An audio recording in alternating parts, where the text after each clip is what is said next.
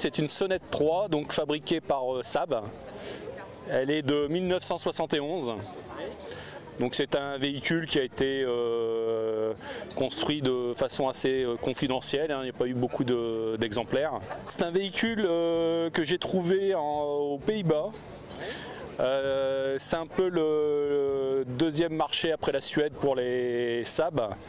Donc on arrive à trouver ce genre de véhicule là-bas. Sa particularité, c'est que c'est un véhicule qui est équipé d'un moteur V4 d'origine Ford. Ce qui m'a décidé sur l'achat de ce véhicule, c'est déjà le fait de sa rareté, son originalité et sa couleur très 70s.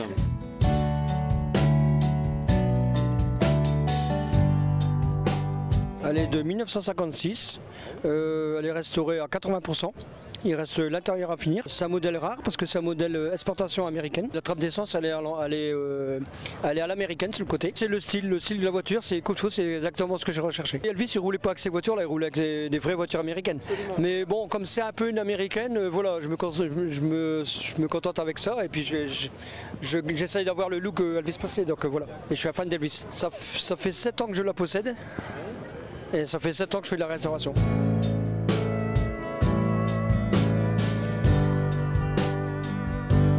On l'a acheté en 2009, c'est un coup de cœur. Quand on l'a trouvé sur le Bon Coin, c'était marqué Renault 12, look Gordini. On s'est marié dedans, donc c'est notre voiture et ça restera notre voiture.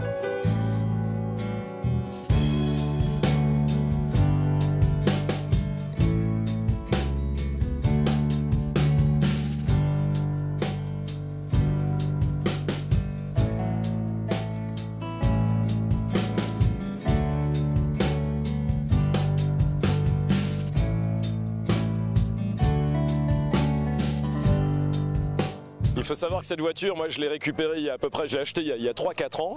Elle était dans une grange et j'étais venu avec mon mécanicien et je lui ai dit est-ce que selon vous je peux l'acheter? Et il m'a dit c'est pas difficile, il y a un trou, c'est l'endroit précis pour faire passer une manivelle. Il a mis une manivelle, il a fait tourner, il m'a dit c'est bon. Le moteur est pas serré, donc c'est... là on est en 2018, c'était janvier 2013. Elle démarre au quart de tour. Le seul petit problème, et là vous la voyez dans son jus tel que je l'ai acheté. J'ai la chance d'avoir un joli parking souterrain, ce qui me permet en fait de préserver la voiture dans son état. Vous la voyez telle que je l'ai achetée donc il y a 5 ans. Et donc là, alors, volontairement, j'ai mis... Qui veut me repeindre parce que je suis à la recherche actuellement d'un peintre ouvrier, d'un carrossier qui serait susceptible de vouloir l'accepter. Alors c'est très bien parce que là depuis ce matin je suis arrivé ici à Rétromécanique, eh bien j'ai déjà eu plusieurs contacts. C'est pas forcément le prix qui est le plus important quand on veut faire repeindre une voiture justement qui a quand même plus de 50 ans, c'est la qualité du travail qui va être apporté dessus. C'est pas ma première DAF parce que j'en ai d'autres, j'ai 5 DAF en tout. Quand j'étais gamin, moi je suis né en 1970, mes parents avaient des DAF, mes grands-parents avaient des DAF, et puis il a suffi, grâce au site Le Bon Coin, que je tombe sur une annonce, et puis voilà, le virus s'est propagé.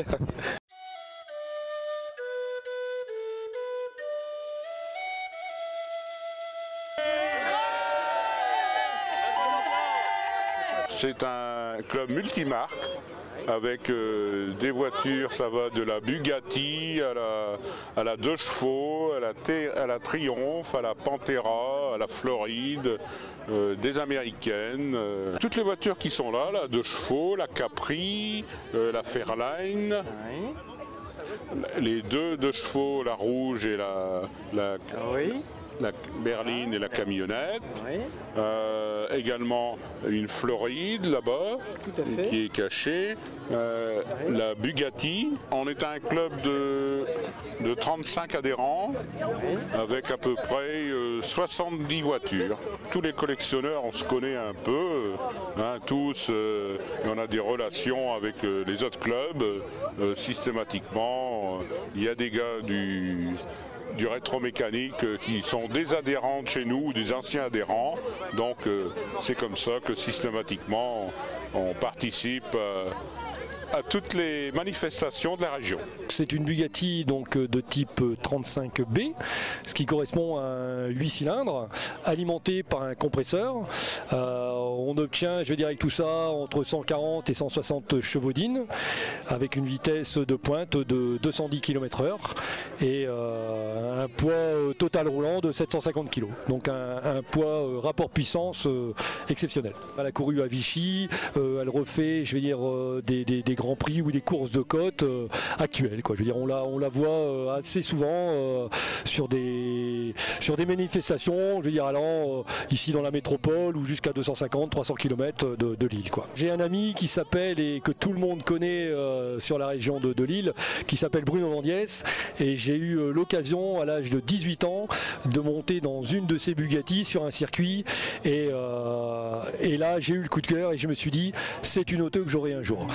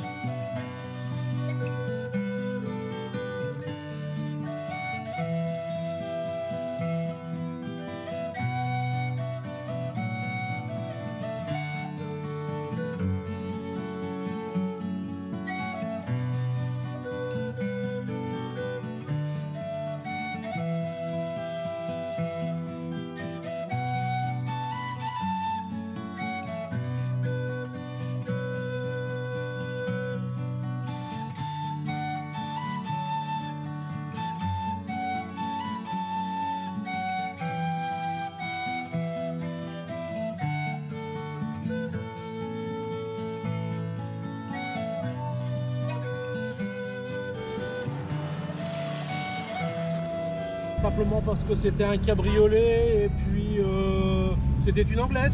Qu'est-ce que vous appréciez dans cette voiture? C'est quoi? C'est la vitesse? Non, c'est absolument pas la vitesse. La vitesse n'a aucune espèce d'importance. Le fait de pouvoir rouler dehors, voilà. C'est ça qui est important. Voilà. J'ai beaucoup roulé en Citroën. Ouais. J'ai eu très longtemps une Citroën 15.6. Ouais. Qui est aujourd'hui vendue, mais j'ai roulé longtemps avec cette voiture. C'est celle qui me laisse le plus de souvenirs. D'accord. Alors la 15.6, hein, c'est ça? Oui. C'est la traction 6 cylindres. La traction 6 cylindres qui date des années quoi? 40, 50 hein.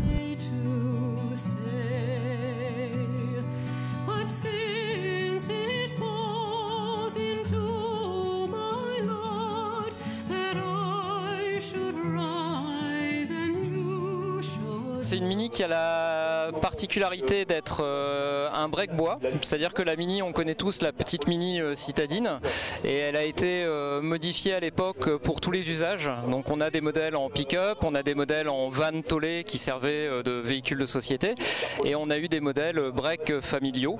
Et le haut de gamme à l'époque, c'était le Woody, donc les Anglais ont toujours aimé mettre un peu de bois sur les voitures, et donc celle-ci a des parements en bois sur toute la partie arrière, ce qui fait un peu l'originalité de la voiture. Les formes arrondies, l'aspect bois qui est plus du tout quelque chose qu'on voit au jour d'aujourd'hui, et puis le fait d'avoir un modèle particulier dans l'histoire de la Mini, de changer un peu du modèle classique qu'on voit pas mal un peu partout. En adhésion, on est à 145 adhérents, et dans le club il y a 240 voitures. Donc ça veut dire qu'il y a des adhérents qui ont voir 2 ou 3 Alpines dans leur collection chez eux. Qu'est-ce que vous aimez dans cette voiture?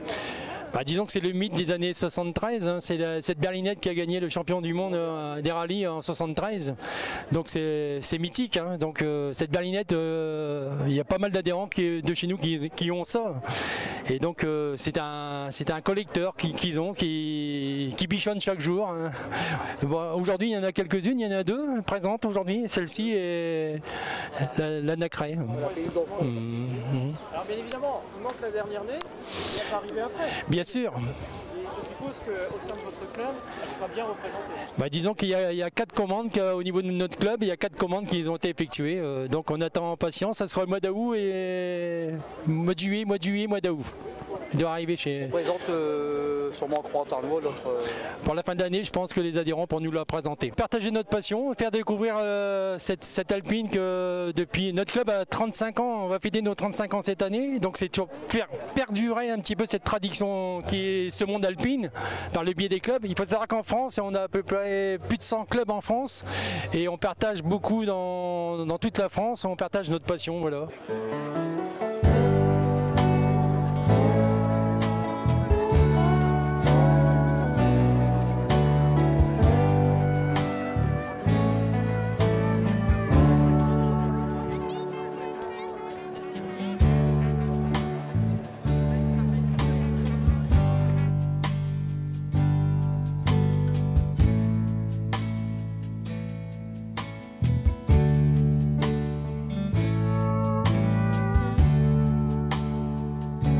C'est un véhicule français, donc c'est un Citroën C4 de 1929 qui a été vendu donc sur Cambrai.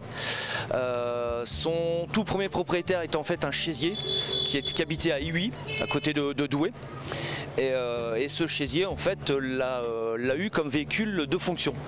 Donc lors de la Deuxième Guerre mondiale, au début de la Deuxième Guerre mondiale, en fait il était encore d'origine et il l'a transformé en pick-up pour le passer en utilitaire.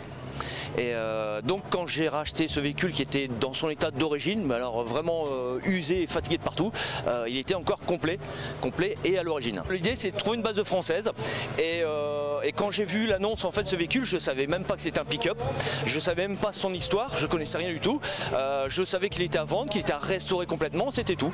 Et voilà, et quand je suis allé le voir, il était partiellement démonté, mais l'idée du pick-up me plaisait bien et en fait je dirais c'est plus après avec le temps, à la découverte de son histoire, à la recherche aussi, comme là le fait qu'il soit vendu neuf ici, j'ai découvert plus tard, et c'est toute son histoire petit à petit qui m'a plu.